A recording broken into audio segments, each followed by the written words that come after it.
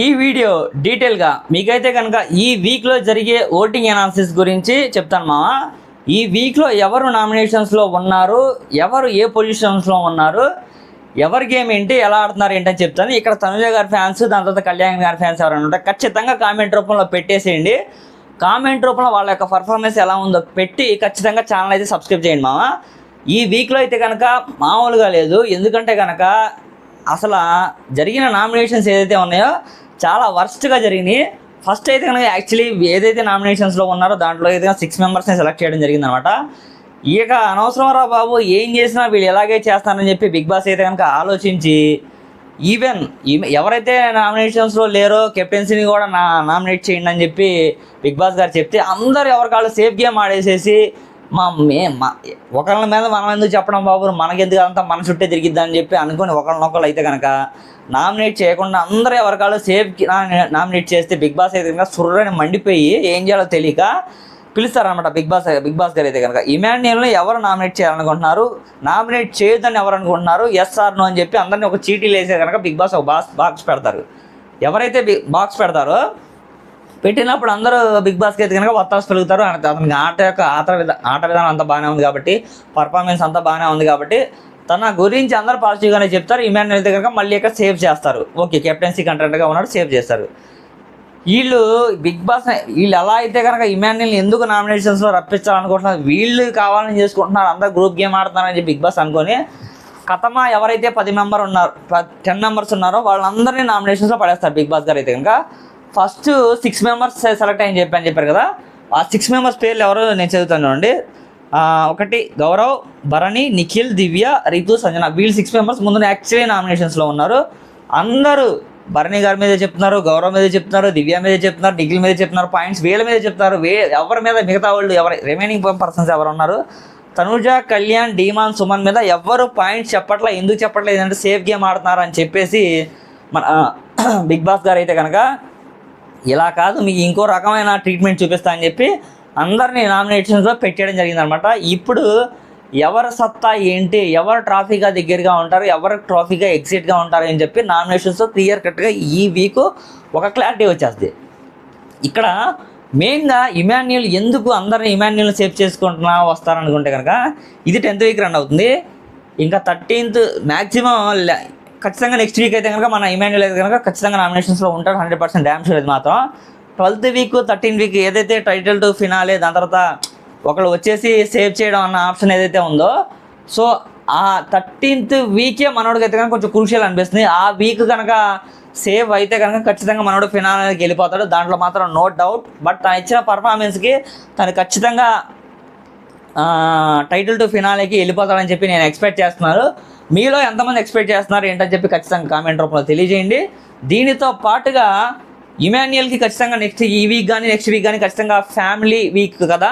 So ఆ family వీక్లో ఖచ్చితంగా ఇమాన్యుయల్కి ఎవరైతే గర్ల్ ఫ్రెండ్ ఉన్నారో, ఎవరైతే కాబోయే వైఫ్ ఎవరైతే ఉన్నారో ఆవిడ రాబోతున్నా. ఎందుకంటే ఇమాన్యుయల్ అన్న చాలాసార్లు ఎమోషనల్ అవుతూ ఉంటాడు. ఆ వాయిస్ విని, తన మెసేజెస్ చూసి చూస్తేనే మనోడు ఏంట్రా బాబు ఎంత ఎమోషనల్ అయిపోతున్నాడు, ఎవరా వ్యక్తి అని చెప్పి ఆడియన్స్ని బాగా వెయిట్ చేయించి ఇన్ని రోజులు ఆపారు. ఇప్పుడైతే కనుక ఆవిడ్ని ఇంట్రడ్యూస్ చేస్తారా, వాళ్ళ అమ్మగారు వస్తారా అనేది ఇక్కడైతే క్వశ్చన్ మార్క్. ఖచ్చితంగా వాళ్ళ అమ్మగారు రారు.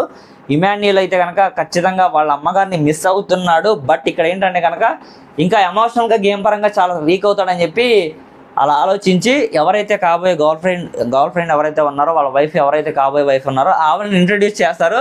ఆవిడ వస్తారు, ఒక ఖచ్చితంగా ఇంకో హైకి వెళ్తుంది. బిగ్ బాస్లో కూడా ఇన్ని రోజులు వెయిట్ చేయించి ఈవెన్ అయితే ఇంట్రడ్యూస్ చేయడం అదొక హైక్లా క్రియేట్ అయింది. ఇంక మనోడు వాయిస్కి ఎయిట్ చేసాడు బడా అని చెప్పి ఇంక చూస్తే ఎలా ఉంటుంది ఏంటి అందరికీ అచ్చుస్తాం అనమాట.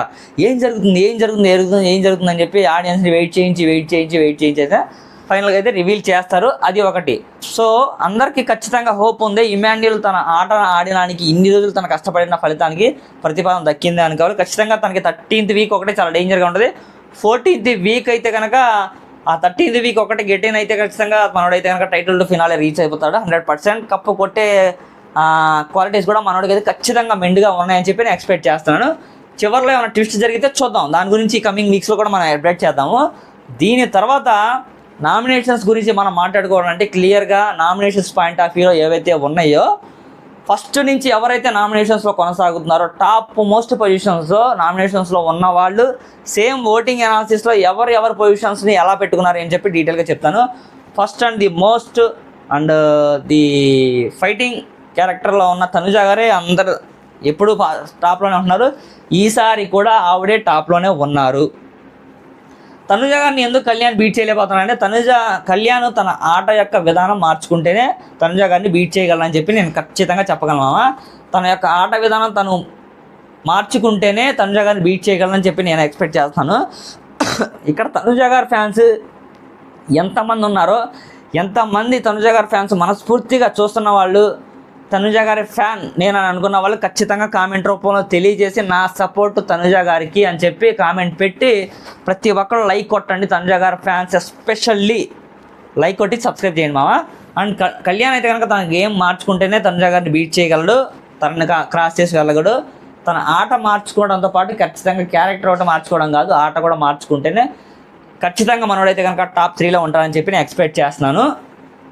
సో కళ్యాణ్ ప్రతి వీకు తన గేమ్ని ఇంప్రూవ్ చేసుకుంటానే వచ్చాడు, క్యాప్టెన్సీలో మంచిగా చేశాడు.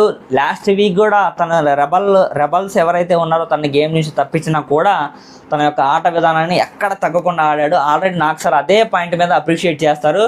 టూ గుడ్, నువ్వు మంచిగా ఆడుతున్నావు. రెబల్స్ నేను ఆటలో నుంచి తప్పించినా కూడా నువ్వు ఏమాత్రం జర్క్ ఇవ్వకుండా బెదరకుండా, నువ్వు రెబల్స్ ఎవరో తెలిసి కూడా నువ్వు వాళ్ళకి చెప్పకుండా ఆడిన ఆట విధానం టూ గుడ్, చాలా అల్టిమేట్గా ఆడామని చెప్పి నాకు సార్ అయితే కనుక కళ్యాణ్ని అప్రిషియేట్ చేస్తారు. నిజంగా అది అల్టిమేట్గా ఆడాడు, అప్రిషియేట్ చేయాల్సిన విషయమే.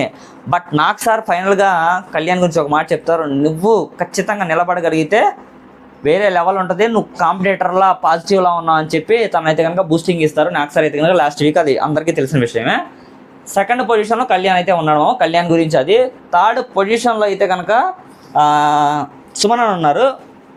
సుమన్ అన్న లాస్ట్ వీక్ అంతకుముందు వీక్స్ అన్నీ పోల్చుకుంటే ఖచ్చితంగా కెప్టెన్సీ కంటెంటర్లో కానివ్వండి, తనకి ఇచ్చిన సీక్రెట్ టాస్క్లో కానివ్వండి ఖచ్చితంగా మంచిగా బూస్టింగ్స్ ఆడుతూనే ఉన్నాడు. సుమన్ అన్న కూడా ఫైనల్ టికెట్ ఫినాలే అన్న రౌండ్ వరకు వెళ్తాడా లేదా అని ఇక్కడ డౌట్. ఎందుకంటే కనుక వెళ్తాడు ఖచ్చితంగా. టాప్ 6లో ఉన్న వాళ్ళు ప్రతి ఒక్కళ్ళు వెళ్తారు. టాప్ 6లో సుమన్ అన్న ఉన్నాడు కాబట్టి. సో సుమన్ అన్న ఆట విధానం, దాని తర్వాత ఒకరినొకరు డిఫైడ్ చేసుకునే విధానం అంతా బాగానే ఉంది. బట్ సుమన్ అన్నలో ఒక నెగిటివ్ ఉంది. తను ఏంటంటే కనుక ఫిజికల్ గేమ్స్ ఏమైనా ఉంటే తను ఖచ్చితంగా ఆడలేడు. తన బాడీ కూడా తనకి సపోర్ట్ చేయదని చెప్పి అందరికీ తెలుసు. దట్ ఏంటంటే తన కెప్టెన్సీ కంటెంట్లో సూపర్గా ఆడాడు. సీక్రెట్ టాస్క్ని అయితే అల్టిమేట్గా ఎరగొట్టేశాడు అనమాట. దట్టు సుమన్ అన్న ఒక మాట్లాడితేనే అది ఆడియన్స్కి మెప్పించే విధంగా ఉంటుంది కాబట్టి సుమన్ అన్న హౌస్లో ఖచ్చితంగా సర్వే అవుతాడని చెప్పి నా యొక్క ఆప్షన్ మామ. దీని తర్వాత భరణి గారు ఉన్నారనమాట. భరణి గారికి సెకండ్ ఛాన్స్ వచ్చినా తను ప్రూవ్ చేసుకోవట్లేదు. ఖచ్చితంగా భరణి గారు ఈ వీక్ నామినేషన్స్లో ఉన్నారు కాబట్టి తనైతే కనుక ఓటింగ్ మంచిగా రావాలనుకుంటే భరణి గారి ఫ్యాన్స్ ఎవరైనా ఉంటే ఖచ్చితంగా ఈ వీక్ ఆయనకి క్రిటికల్ వీక్ కాబట్టి ఖచ్చితంగా ఆయనకైతే కనుక ఓట్ చేసుకోండి. భరణి గారి ఫ్యాన్స్ ఎవరైనా ఉంటే ఖచ్చితంగా వేసుకోండి మామ. అండ్ తనుజ గారి ఫ్యాన్స్ ఎవరైనా ఉన్నా ఖచ్చితంగా భరణి గారికి వేస్తారు. బట్ ఇక్కడ ఏంటంటే కనుక ఓట్లు స్ప్లిట్ అవ్వడానికి లేదు.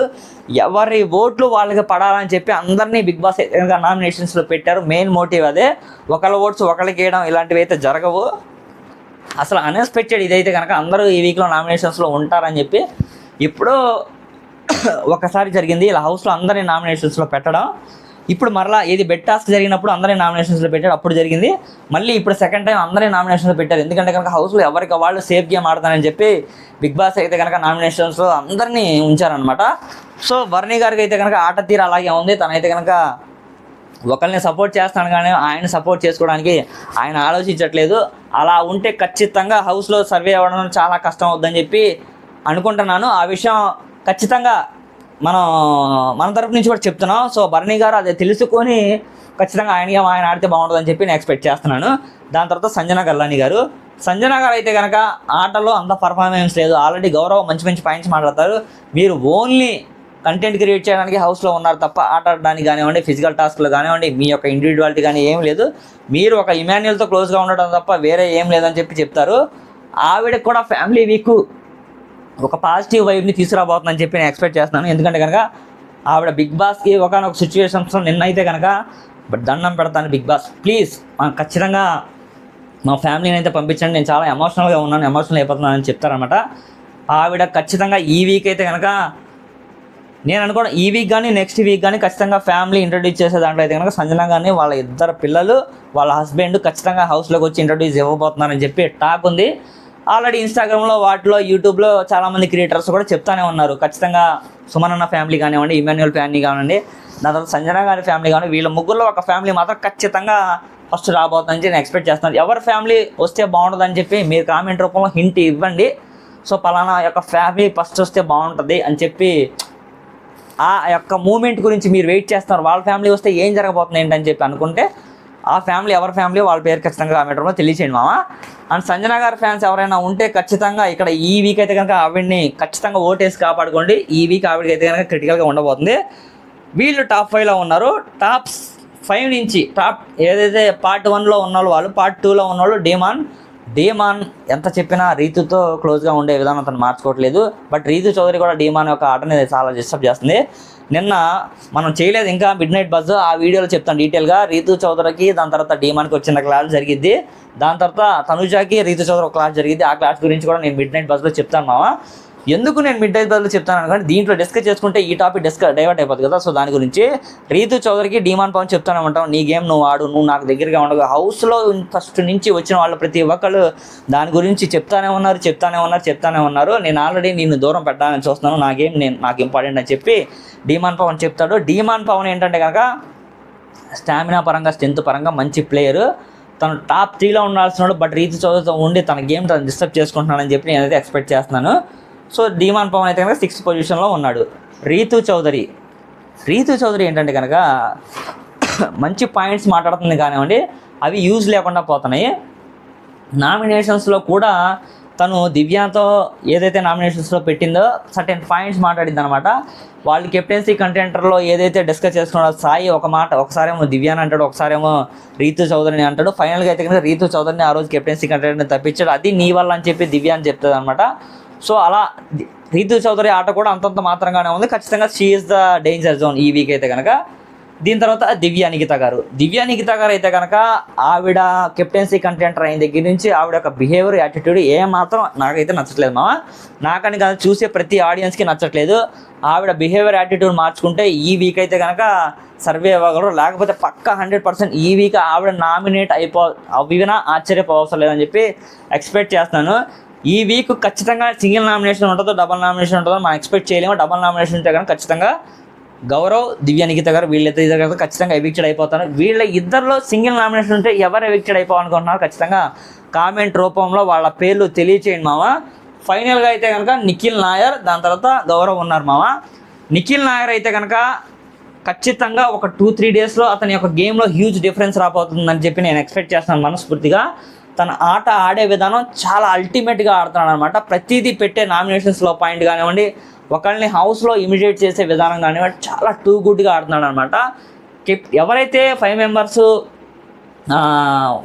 ఎంట్రీ ఇచ్చారో వైల్డ్ కార్డ్స్ ద్వారా, ఈ వైల్డ్ కార్డ్స్ ఎంట్రీలో వచ్చిన వాళ్ళు ఎవరైతే ఉన్నారో వాళ్ళల్లో ఆల్రెడీ 3 వెళ్ళిపోయారు, ఇంకిద్దరే ఉన్నారు. ఈ 5గురిలో ఖచ్చితంగా మంచి గేమ్ని క్రియేట్ చేస్తే నిఖిల్ నాయర్ మామ గుడ్ అనమాట. టూ గుడ్ ఆట విధానం అయితే కనుక చాలా మంచిగా ఆడుతున్నారు. ఆల్రెడీ డీమాన్ పవన్ నిఖిల్ నాయర్ని నామినేట్ చేస్తాను, మీ ఆట ఇంకా ఇంప్రూవ్ చేసుకోవాలి అది ఇది అని చెప్పి మంచి పాయింట్స్ కళ్యాణ్ నామినేట్ చేస్తాడు. సో తనైతే కనుక నేనేంటో చూపిస్తానని చెప్పి సవాల్ విసిన విధానం కూడా చాలా బాగుంది. నిఖిల్ నాయర్ ఖచ్చితంగా ఈ వీక్ అయితే నామినేట్ అవ్వడు. నెక్స్ట్ వీక్ మేబీ ఏమైనా అనుకున్నానని చెప్పి నేను ఎక్స్పెక్ట్ చేస్తున్నాను. దీని తర్వాత గౌరవ్కి అయితే ఫైనల్గా ఈ వీక్ చాలా గడ్డు వీక్గా ఉందన్నమాట మామ. చాలామంది గౌరవ్ని నామినేట్ చేస్తారు కానివ్వండి, కానీ ప్రతి ఒక్కరికి ధీటుగా సమాధానం ఇస్తాడు. లాంగ్వేజ్ ప్రాబ్లం ఉన్నా కూడా అది ఎంత కష్టం అర్థం చేసుకోండి. ఈ వీక్ అందరూ గౌరవ్ని సేవ్ చేస్తారా, తను అంతా డిఫైన్ చేసుకున్నా కూడా ఎవరు జాలి కనుకోవడం లేకుండా ఖచ్చితంగా మన గౌరవ్ని అయితే కనుక నామినేట్ చేసేసి నామినేషన్లో ఉన్నాడు కాబట్టి ఓటింగ్ అనాలిసిస్లో 2-3 డేస్లో హ్యూజ్ డిఫరెన్స్ ఇస్తే తను అయితే కనుక ఎవిక్షన్ నుంచి సేవ్ అయినట్టే. 2 డేస్ కనుక ఖచ్చితంగా అదే పొజిషన్లో తను కంటిన్యూ అయ్యాడంటే కనుక ఇంకా గ్రాఫ్ లెవెల్ తనది పెరగడం కష్టం. తనైతే కనుక ఇంకా నామినేషన్స్ ఉండక తప్పదు అని చెప్పి నేను ఎక్స్పెక్ట్ చేస్తున్నాను. ఎప్పట్లాగే ఈ వీక్ కూడా టాప్లో అయితే కనుక తనుజ గారు, కళ్యాణ్ గారు ఉన్నారు మామ. సో వాళ్ళిద్దరిలో మీ యొక్క ఓటు ఎవరికి, తనుజ గారు, కళ్యాణ్ గారు అని చెప్పి తెలియజేయండి. సో నెక్స్ట్ వీడియోలో మిడ్ నైట్ బస్లో అయితే మనం నెక్స్ట్ వీడియోలో కలుద్దాం. ఓకేనా ఖచ్చితంగా అందరూ సబ్స్క్రైబ్ చేసి లైక్ చేయండి, మనకు చాలా అంటే చాలా సపోర్ట్గా ఉంటుంది. ఓకేనా thank you so much, bye, thank you.